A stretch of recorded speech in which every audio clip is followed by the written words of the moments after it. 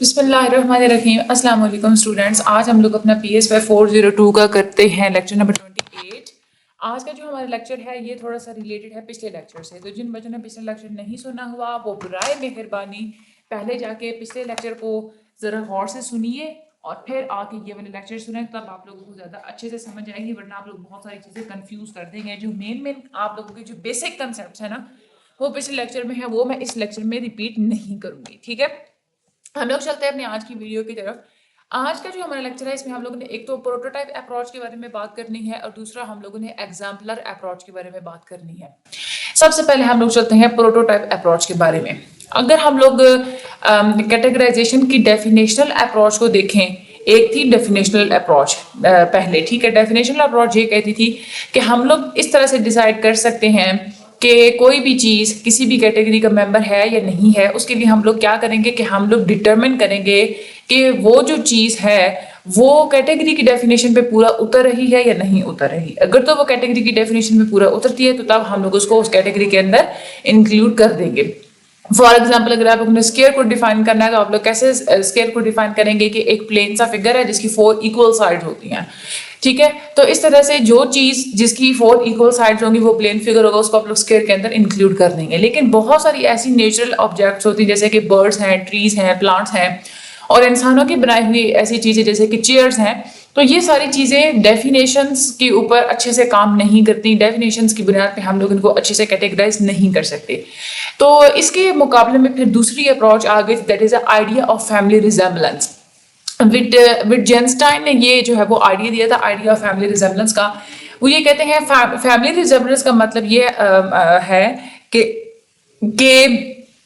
किसी भी कैटेगरी की जो चीज़ें हैं वो आपस में एक दूसरे के साथ मुख्तलिफ अंदाज में मिलती जुलती हों। तो जितनी ज़्यादा मुख्तलिफ अंदाज में मिलती जुलती होंगी उतना ही ज़्यादा हम लोग उसको उस कैटेगरी की मेंबरशिप अलॉट कर देंगे। फैमिली रिजेम्बलेंस अप्रोच में कुछ हमें वेरिएशंस को भी मद्देनजर रखना होता है, क्योंकि अगर हम लोग डेफिनेशनल अप्रोच को देखें तो उसमें हम लोग वेरिएशंस को नहीं देख सकते। जो एग्जैक्ट डेफिनेशन है उसी एग्जैक्ट डेफिनेशन के ऊपर ही कोई चीज़ हमें फॉल करती हुई नजर आएगी तो हम लोग उसको उस कैटेगरी के अंदर इंक्लूड कर देंगे। लेकिन बहुत चीज़ें होती हैं ना जो कि डेफिनेशन से थोड़ी सी मुख्तलिफ भी होती हैं, हालांकि वो उस कैटेगरी की मेंबरशिप के लिए ठीक होती हैं, लेकिन फिर भी बहुत सारी चीज़ें होती है जो कि आपस में उनकी थोड़ी बहुत वेरिएशंस होती हैं। तो फैमिली रिजेम्बलेंस की जो अप्रोच है इसमें वेरिएशंस को भी मद्देनजर रखा गया था। फॉर एग्जाम्पल, अगर चेयर्स है तो चेयर की मुख्तलिफ साइजेस होते हैं, मुख्तलिफ किस्म की शेप्स होते हैं, डिफरेंट किस्म के मटेरियल से बनी होती हैं, लेकिन हर चेयर एक दूसरे के साथ किसी न किसी तरीके से मिलती जुलती होती है। तो जो एक दूसरे के साथ मिलती जुलती चीज़ें होती हैं उसको हम लोग फैमिली रिजेम्बलेंस अप्रोच के अंदर के मुताबिक हम लोग उसको कैटेगराइज कर सकते हैं। तीसरी जो अप्रोच थी कैटेगराइजेशन के, that is a prototype approach. इसमें यह है कि किसी भी कैटेगरी की मेंबरशिप को डिटरमिन करने के लिए आप क्या करेंगे कि चीज को उस कैटेगरी के प्रोटोटाइप के साथ आप लोग कंपेयर करेंगे। प्रोटोटाइप क्या होता है? किसी भी कैटेगरी का जो सबसे ज्यादा टिपिकल मेंबर होता है उसको हम लोग प्रोटोटाइप बोलते हैं। ये हम लोग पिछले लेक्चर में भी हम लोग पढ़ चुके थे। जो टिपिकल प्रोटोटाइप होता है, आमतौर पर जो हर कैटेगरी के जो प्रोटोटाइप होता है उसमें क्या होता है कि वो मेंबर होता है कैटेगरी का जिनको हम लोग कॉमनली एक्सपीरियंस कर रहे होते हैं।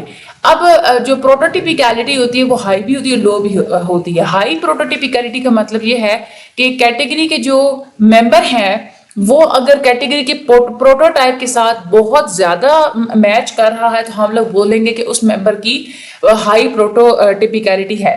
लेकिन अगर कैटेगरी का मेंबर ज्यादा अच्छे से या क्लोजली रिजेंबल नहीं करता टिपिकल मेंबर के साथ तो हम लोग कहेंगे कि लो प्रोटोटिपिकलिटी है। रॉश ने क्वांटिफाई किया था इस आइडिया को। उन्होंने अपने पार्टिसिपेंट्स को कैटेगरी का टाइटल बताया था जैसे कि बर्ड और फर्नीचर वगैरह, और उनको जैसे बर्ड है तो बर्ड की कैटेगरी के 50 मेंबर्स उनको दिखाए थे। पार्टिसिपेंट्स को ये टास्क दिया गया था कि आप लोगों ने कैटेगरी के हर मेंबर को रेट करना है 7 पॉइंट स्केल पे, यानी कि जो आप लोगों को मेंबर लगता है कि ये इस कैटेगरी की सबसे ज्यादा अच्छी एग्जांपल है उसको आप लोगों को रेटिंग 1 देनी है। और जो आप लोगों को लग रहा होगा कि पुअर फिट हो रहा है ये वाला मेंबर इस कैटेगरी के साथ, तो वहां पे आप लोगों ने रेटिंग देनी है 7 की। अब जो बर्ड की कैटेगरी के लिए जब स्पैरो दिखाई गई तो स्पैरो के लिए जो रेटिंग थी वो 1.18 देखी गई थी, क्योंकि स्पैरो बर्ड की कैटेगरी की बहुत ही अच्छी एग्जाम्पल है। लेकिन जो पेंगुइन है उसकी रेटिंग 4.53 थी, और इस तरह से जो बैट है उसकी जो थी रेटिंग वो 6.15 थी। ठीक है, क्योंकि वो ज्यादा अच्छे से रिप्रेजेंट नहीं करते बर्ड्स की कैटेगरी को। इस तरह से चेयर और सोफा को फर्नीचर की कैटेगरी में रेटिंग मिली थी 1.04 की, यानी कि ये फर्नीचर की बहुत ही अच्छी एग्जांपल्स हैं। और मिरर और टेलीफोन की जो है वो रेटिंग ज्यादा थी, यानी कि ये पुअर एग्जांपल्स हैं फर्नीचर की कैटेगरी की। ठीक है, तो ये रॉश का जो एक्सपेरिमेंट है ये भी आप लोगों के माइंड में होना चाहिए। आगे चलते जो मैंने हाईलाइट किया हुआ जस्ट आप लोगों ने यही करना है। अच्छा, जब भी किसी आइटम के करैक्टरिस्टिक्स आपस में बहुत ज्यादा ओवरलैप कर रहे होते हैं तो हम कह सकते हैं कि उन सारे मेंबर्स की आपस में फैमिली रिजेम्बलेंस बहुत ज्यादा है। अगर कम ओवरलैप कर रहे होंगे तो उसका मतलब है कि फैमिली रिजेम्बलेंस बहुत कम है। रॉश और मर्विस ने ये बात दिखाई थी कि एक स्ट्रॉन्ग रिलेशनशिप पाया जाता है फैमिली की रिजेम्बलेंस में और प्रोटोटिपिकलिटी में, क्योंकि जिन आइटम्स की प्रोटोटिपिकलिटी हाई होती है उनकी फैमिली रिजेम्बलेंस भी हाई होती है। इस तरह से प्रोटोटिपिकलिटी में और जो बिहेवियर में मुख्तलिफ किस्म के जो कनेक्शंस पाए जाते हैं उनको डिटरमिन करने के लिए कुछ पॉइंट्स दिए गए थे। सबसे पहले तो प्रोटोटिपिकलिटी और बिहेवियर में कनेक्शंस करने के लिए देखा गया था कि आप प्रोटोटिपिकल जो ऑब्जेक्ट्स होते हैं उनको बहुत ही तेजी से वेरीफाई कर सकते हैं। इसमें प्रोसीजर इस्तेमाल किया गया था सेंटेंस वेरिफिकेशन टेक्निक का, ये डिटरमिन करने के लिए कि लोग कैसे किसी भी ऑब्जेक्ट्स की कैटेगरी के क्वेश्चंस को अच्छे से और कितनी तेजी से आंसर कर सकते हैं। इसमें मेथड क्या था कि पार्टिसिपेंट्स को मुख्तलिफ किस्म की स्टेटमेंट्स दिखाई गई थी और उनको ये कहा गया था कि अगर आप लोगों को वो स्टेटमेंट ट्रू लगती है तो आप लोगों ने यस बोलना है, और अगर आप लोगों को वो स्टेटमेंट फॉल्स लगती है तो आप लोगों ने नो बोलना है। दो स्टेटमेंट ये थी, Apple is a fruit, pomegranate is a fruit. अब एप्पल तो हर किसी को पता कि वो फ्रूट होता है, लेकिन बहुत सारे ऐसे लोग होते हैं जिनको पोमीग्रेनेट का पता नहीं होता कि ये किस फ्रूट को कहा जाता है। अनार को कहा जाता है ना, लोग बेसिकली अनार अनार बोल रहे होते हैं। तो वहां पे जो पोमीग्रेनेट है ना, वहां पे लोगों की जो रिस्पॉन्ड करने की जो स्पीड थी वो कम थी, और जो हाई प्रोटोटिपिकलिटी वाला जो ऑब्जेक्ट था जैसे कि एप्पल है, एप्पल की प्रोटोटिपिकलिटी बहुत ज्यादा है फ्रूट की कैटेगरी में। ठीक है, ये एक टिपिकल ऑब्जेक्ट है ना फ्रूट की कैटेगरी का, तो वहां पे लोगों का जो रिस्पॉन्ड करने की जो स्पीड थी वो ज्यादा थी। ये जो हमारे अंदर एबिलिटी होती है कि हम हाई जो प्रोटोटिपिकल ऑब्जेक्ट्स होते हैं उनका जवाब हम ज्यादा तेजी से देते हैं, इसको बोला जाता है टिपिकलिटी इफेक्ट। ठीक है, ये हो गया। अब उसके बाद जो रिएक्शन टाइम, यहाँ पे हमें पता चला कि रिएक्शन टाइम फास्टर था प्रोटोटिपिकल फ्रूट्स के लिए। अच्छा, दूसरी बात ये देखी गई थी कि जो प्रोटोटिपिकल ऑब्जेक्ट्स होते हैं उनका नाम हमेशा लोग पहले लेते हैं। पार्टिसिपेंट्स को ये कहा गया था कि उनको कैटेगरी बता दी जाती थी, उनको कहा जाता था जैसे बर्ड की कैटेगरी है तो बर्ड की कैटेगरी में जितनी भी मेंबर्स आ सकते हैं आप उन सबके हमें नाम बताएं। तो लोग क्या करते थे कि जो सबसे ज्यादा प्रोटोटिपिकल मेंबर्स होते हैं कैटेगरी की उनके नाम वो पहले बताते थे। जैसे बर्ड्स है तो बर्ड्स के लिए वो स्पैरोज का नाम पहले लेते थे as compared to the penguins. दूसरी बात ये देखी गई थी कि जो प्रोटोटिपिकल ऑब्जेक्ट्स होते हैं ये प्राइमिंग से बहुत ज्यादा अफेक्ट होते हैं। प्राइमिंग होती है कि जब एक स्टिमुलस अगर दिखा दिया जाए तो उसकी वजह से अगले स्टिमुलस पे रिस्पॉन्स करना बंदे को आसान लगता है, जो कि फौरन से अगर दो स्टिमुलस इकट्ठे इकट्ठे दिखा दिए जाए तो प्राइमिंग का ये जो इफेक्ट है ये प्रोटोटिपिकल ऑब्जेक्ट्स पे ज्यादा होता है। रॉश ने ये बहुत डिमॉन्स्ट्रेट की थी कि जो प्रोटोटिपिकल मेंबर्स होते हैं किसी भी कैटेगरी के वो प्राइमिंग के स्टिमुलस से बहुत ज्यादा अफेक्ट होते हैं। अच्छा, उसके बाद आगे हम लोग चलते हैं। एलियनर रॉश थे, उन्होंने ये कहा था कि हाँ, हर कैटेगरी को प्रोटोटाइप की बुनियाद पे जो है वो हम लोग ऑर्गेनाइज करते हैं। ये प्रोटोटिपिकल अप्रोच होती है ना, हम लोग ऊपर पे पढ़ चुके हैं। यानी कि हम लोग क्या करते हैं कि कोई आइटम जब नया देखते हैं तो हम लोगों ने अगर उसको किसी भी कैटेगरी के अंदर हम लोग ने डालना हो तो हम उस आइटम को उस कैटेगरी के प्रोटोटाइप के साथ हम लोग कंपेयर करते हैं। अगर वो आइटम हमें प्रोटोटाइप से सिमिलर नजर आए तो हम लोग उसको कैटेगरी के अंदर इंक्लूड कर देते हैं, अदरवाइज हम लोग उसको इंक्लूड नहीं करते। जैसे रॉबिन और स्पैरो ये दोनों प्रोटोटिपिकल बर्ड्स हैं, लेकिन जो ऑस्ट्रिच और पेंगुइन्स हैं ये प्रोटोटाइप्स नहीं हैं। अच्छा, बाज़ दफा ऐसा भी होता है कि कुछ ऐसी कैटेगरीज होती है जिसके कोई प्रोटोटाइप होते ही नहीं है। फॉर एग्जांपल बैचलर है कोई कैटेगरी, अब बैचलर का कोई प्रोटोटाइप नहीं होता ना। अब फॉर एग्जांपल आप ये कहते हैं कि बैचलर की कैरेक्टरिस्टिक्स आप लोग देखते हैं कि मेल होते हैं और अनमैरिड होते हैं। ठीक है, अब और वो यंग होते हैं एज में। अगर आप लोगों को वो 85 साल का बुढ़ा दिखा दिया जाए तो आप लोग क्या करेंगे कि अगर वो मैरिड ना भी हो और वो मेल भी हो फिर भी आप लोग उसको जो है ना वो उस कैटेगरी का टिपिकल मेंबर कभी नहीं मानेंगे, क्योंकि बैचलर का जो स्टूडेंट है ना उसके आप लोगों का एक माइंडसेट बना हुआ है कि टिपिकली जो है ना वो बैचलर के स्टूडेंट्स की एज जो है वो यही राउंड अबाउट 20 से आगे पीछे ही होती है। ठीक है, 22, 23, 24 इतनी। अच्छा, आगे हम लोग चलते हैं कैटेगराइजेशन के डिफरेंट लेवल्स होते हैं। This is very important for your short question. अभी जो हम लोग ने ऊपर सारा कुछ पढ़ा ना प्रोटोटाइप के हवाले से, वो आप लोगों के लॉन्ग के हवाले से बहुत ज्यादा इंपॉर्टेंट है। हम लोग कैटेगराइजेशन के लेवल्स की बात करते हैं तो 3 लेवल्स होते हैं। सबसे पहले होता है सुपर ऑर्डिनेट लेवल, ये सबसे ज्यादा हायर लेवल होता है और इसमें आप लोग जस्ट जनरल कैटेगरीज बताते हैं, जैसे फर्नीचर एक कैटेगरी है, साइंसेस एक कैटेगरी है, टूल्स एक कैटेगरी है, फूड आइटम्स एक कैटेगरी है, ठीक है। अच्छा, उसके बाद आ जाती है बेसिक लेवल आ जाता है, ये थोड़ा सा स्पेसिफिक होता है। फॉर एग्जाम्पल जैसे फर्नीचर सुपर ऑर्डिनेट था तो उसमें आप लोग कोई एक थोड़ी सी स्पेसिफिक चीज बताएंगे, जैसे कि चेयर आप लोग बताएंगे, ठीक है, फर्नीचर का एक हिस्सा है ना चेयर, तो चेयर फिर क्या होगा, वो एक बेसिक लेवल होगा। साइंसेस अगर सुपर ऑर्डिनेट है तो आप कहेंगे कि आप लोग बात कर रहे हैं बायोलॉजिकल साइंसेस के बारे में, स्पेसिफिक एक साइंस के बारे में आप लोग बात कर रहे हैं, तो ये ज्यादा बेसिक लेवल हो जाएगा। टूल्स की पहले आप लोगों ने बात की थी कि सुपर ऑर्डिनेट में आप लोगों ने कहा था कि टूल्स हैं, तो बेसिक में आप लोग कहेंगे कि टूल्स में से किसकी आप लोग बात कर रहे हैं, स्क्रू ड्राइवर की आप लोग बात कर रहे हैं, ठीक है। और ये जो बेसिक वाली जो अप्रोच होती है ये ज्यादा यूजफुल होती है।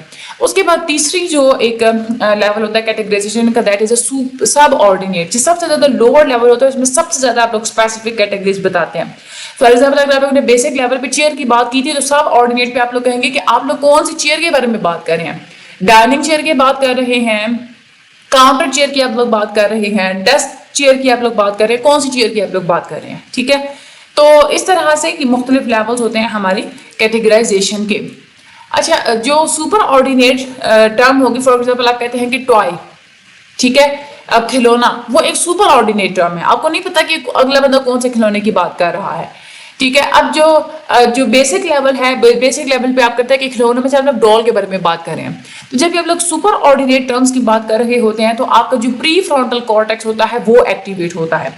प्री फ्रंटल कॉर्टेक्स ही रीजनिंग और मेमोरी में बहुत ज्यादा इंपॉर्टेंट रोल प्ले करता है। उसके बाद जो सब ऑर्डिनेट लेवल की अगर हम लोग बात करें तो वहां पे अगर आप लोग डॉल में से भी स्पेसिफिक डॉल की बात कर रहे हैं, ठीक है, तो जब आप लोग सब ऑर्डिनेट सबसे ज्यादा लोअर लेवल पे जाते हैं तो वहां पे आप लोगों के ब्रेन का पैराइटल रीजन जो है वो एक्टिवेट होता है, ठीक है। तो ये बात आप लोगों ने याद रखनी है, आप लोगों के एमसीक्यूज के हवाले से भी बहुत इंपॉर्टेंट है। टिपिकलिटी का क्या इन्फ्लुएंस होता है ये हम लोग पिछले लेक्चर में पढ़ चुके हैं, तो यहाँ पे हम लोग रिपीट नहीं करते। आगे आ जाए, आगे हमारे पास एग्जाम्पलर अप्रोच। एग्जाम्पलर अप्रोच ये कहती है कि हम लोग कंसेप्ट की कुछ स्पेसिफिक एग्जाम्पल्स पहले सीख चुके होते हैं, फिर हमें जैसे ही कोई नया स्टिमुलस मिलता है हम लोगों ने जब उसको क्लासीफाई करना होता है तो हम लोग डिसाइड करते हैं कि हमारी पहले से सेट की हुई स्पेसिफिक एग्जाम्पल्स के साथ ये नई चीज मैच कर रही है या नहीं कर रही, यानी कि ये वाली जो एग्जाम्पल्स होती है ये हमारी मेमोरी के अंदर स्टोर हो चुकी होती है, इसको हम लोग बोलते हैं एग्जाम्पलर, ठीक है। यानी कि इसमें आप लोग क्या करेंगे, हर कैटेगरी के में से कोई ना कोई मेंबर आप लोग एज एन एग्जाम्पल ले लेते हैं, ठीक है, उस एग्जाम्पल के साथ आप लोग मैच कर करके तो उन चीजों को आप लोग कैटेगरी के अंदर इंक्लूड करेंगे। हाइडर और बर्सालो ने ये डिटरमिन किया था कि exemplar approach super ordinate categories जैसे कि एनिमल्स वगैरह को भी एक्सप्लेन कर सकती है। उसके बाद जो बेसिक लेवल कैटेगरी, अगर इंसेक्ट की हम लोग बात करें, फ्रीक्वेंटली पे जो एग्जाम्पलर भी but rarely produce exemplar Japanese beater. अच्छा, एग्जाम्पलर से अगर हम लोग बात करें तो हम लोग जो है ना वो जो बेसिक लेवल की जो कैटेगरी की अगर हम लोग बात करें तो उसमें आप लोग बी को एज एन एग्जाम्पलर लेंगे, ठीक है। अब आप लोग ये नहीं कहेंगे कि आप लोग स्पेसिफिक एक जैसे कि जापानीज बीटल को नहीं आप लोग ले लेंगे, यहाँ पे भी हम लोग कह सकते हैं कि आप लोग एग्जाम्पल भी सबसे ज्यादा टिपिकल मेंबर को ही आप लोगों ने सेट की हुई होती है, ठीक है। तो कोरिलेशन ये पाया गया था कि जो टिपिकलिटी आप लोग इसमें जो प्रिडिक्ट कर रहे होते हैं वो और जो एक्चुअल टिपिकलिटी होती है इन दोनों के दरमियान कोरिलेशन स्ट्रॉन्ग पाया जाता है, +0.92 का कोरिलेशन पाया जाता है और ये बहुत ज्यादा स्ट्रॉन्ग कोरिलेशनशिप है। आज जैसे मैमल्स हैं इनको सबसे ज्यादा टिपिकल एनिमल समझा जाता है, माइक्रो ऑर्गेनिज्म को सबसे ज्यादा लीस्ट टिपिकल एनिमल समझा जाता है। प्रोटोटाइप अप्रोच हमें ये कहती है कि हमारी जितनी भी कैटेगरीज होती हैं उसमें हम लोग सबसे ज्यादा टिपिकल आइटम्स को ही कंसीडर करते हैं। अगर ये बात वाकई में करेक्ट है तो फिर तो हम लेस टिपिकल आइटम्स को तो हम लोग भूल भी सकते हैं और हमारी तो फिर कैटेगरीज कभी चेंज ही ना हो, जो हम लोगों ने पहले कैटेगरीज बनाई सिर्फ वही रहेंगे, उसमें हम लोग कोई नई चीज को ऐड ही ना करें। तो प्रोटोटाइप अप्रोच जो थी उसके ऊपर ये वाली एक जो है वो तनकीद की गई थी कि इसमें सिर्फ जो है वो सबसे ज्यादा टिपिकल आइटम्स को ही कंसिडर किया जाता है, तो लेस टिपिकल आइटम्स को इस तरह से हमें भूल सकते हैं। अब यहाँ पर उन्होंने बताया हुआ कि प्रोटोटाइप अप्रोच और एग्जाम्पलर अप्रोच को उन्होंने आपस में कंपेयर किया हुआ है। जो प्रोटोटाइप अप्रोच होती है वो ये कहती है कि जो रिप्रेजेंटेशन आपके माइंड के अंदर स्टोर हुई भी होती है किसी भी कैटेगरी के बारे में, वो उस कैटेगरी के सबसे ज्यादा टिपिकल मेंबर के बारे में स्टोर हुई भी होती है, ठीक है। एग्जाम्पलर अप्रोच ये कहती है कि जो आपके माइंड में जो स्टोर हुई भी होती है रिप्रेजेंटेशन, वो उस कैटेगरी के स्पेसिफिक मेंबर्स की मुख्तलिफ किस्म की कलेक्शन एज एन एग्जाम्पल लेके स्टोर हुई होती है। ठीक है, यानी कि जो कैटेगरी सबसे ज्यादा जो स्पेसिफिक मेंबर्स होते हैं उनको आप लोगों ने एज एग्जाम्पल लेके अपने माइंड में रखा हुआ होता है। एग्जाम्पलर अप्रोच ये कहती है कि अगर आप लोग कैरेक्टरिस्टिक्स की लिस्ट बना लें, या आप लोग जो कि प्रोटोटिपिकल जो पर्सन है जस्ट आप लोग उसी को ले ले, तो उसे आप लोग यूजफुल और स्पेसिफिक डेटा को तो डिस्कार्ड कर देंगे। लिस्ट की कैरेक्टरिस्टिक्स हम लोग किस में करते हैं, फीचर कंपैरिजन मॉडल में करते हैं। प्रोटोटिपिकल पर्सन को आप लोग प्रोटोटाइप मॉडल में लेते हैं। तो एग्जाम्पलर अप्रोच इन दोनों पे तनकीद करती है कि इन दोनों मॉडल से तो आप लोग यूजफुल इन्फॉर्मेशन को तो बिल्कुल भूल जाएंगे, उनको तो आप लोग छोड़ सकते हैं। लेकिन एग्जाम्पलर अप्रोच के अपने साथ भी एक प्रॉब्लम थी, क्योंकि एग्जाम्पलर अप्रोच में हमें एग्जांपल्स लेनी पड़ती हैं हर कैटेगरी की, और उस एग्जांपल के साथ हमें चीजों को कंपेयर करना पड़ता है। तो हर कैटेगरी के आप लोग एग्जांपल लेने बैठे तो बहुत ज्यादा एग्जांपल्स आप लोगों को स्टोर करनी पड़ेंगी। ठीक है, तो ये वाली अप्रोच सिर्फ वहां पे सुटेबल होती है जहां पे कुछ कैटेगरीज के बहुत ही थोड़े से मेंबर्स होते हैं। थोड़े मेंबर्स होंगे तो आप लोगों को थोड़ी एग्जांपल्स स्टोर करनी पड़ेंगी। प्रोटोटिपिकल अप्रोच ज्यादा सुटेबल होती है जब आप लोगों ने ऐसी कैटेगरी को कंसिडर करना हो जहां पे बहुत ज्यादा मेंबर्स होंगे। ठीक है, जैसे अगर कोई बड़ी कैटेगरी है तो वहां पे ज्यादा एफिशिएंट अप्रोच कौन सी होगी, प्रोटोटाइप अप्रोच होगी। लेकिन छोटी अगर कैटेगरी है तो वहां पे आप लोग एग्जाम्पलर अप्रोच का इस्तेमाल कर सकते हैं। ये था आप लोगों का लेक्चर नंबर 28। लेक्चर नंबर 29 में हम लोग प्रॉब्लम सॉल्विंग से रिलेटेड बात करेंगे, और वो जो हमारा लेक्चर है ना प्रॉब्लम सॉल्विंग का, वो आप लोगों की रियल लाइफ से रिलेटेड भी बहुत ज्यादा इंपॉर्टेंट है, और आप लोगों का जो है ना एग्जाम के हाल से बहुत ज्यादा इंपॉर्टेंट है। अभी हम लोगों ने जो लेक्चर्स पढ़े ना, पिछला लेक्चर और आज का जो लेक्चर है, इसमें आप लोगों ने ये याद रखना है कि फीचर कंपैरिजन मॉडल क्या कहता है, प्रोटोटाइप मॉडल क्या कहता है, एग्जाम्पलर जो है वो मॉडल क्या कहता है। ठीक है, ये चीजें आप लोगों ने बेसिक जो है वो याद रखनी है। इंशाल्लाह अगले लेक्चर में होती है मुलाकात। मुझे भी दुआ में याद रखिएगा, वीडियो को आगे शेयर लाजमी कर दीजिएगा। Thank you so much.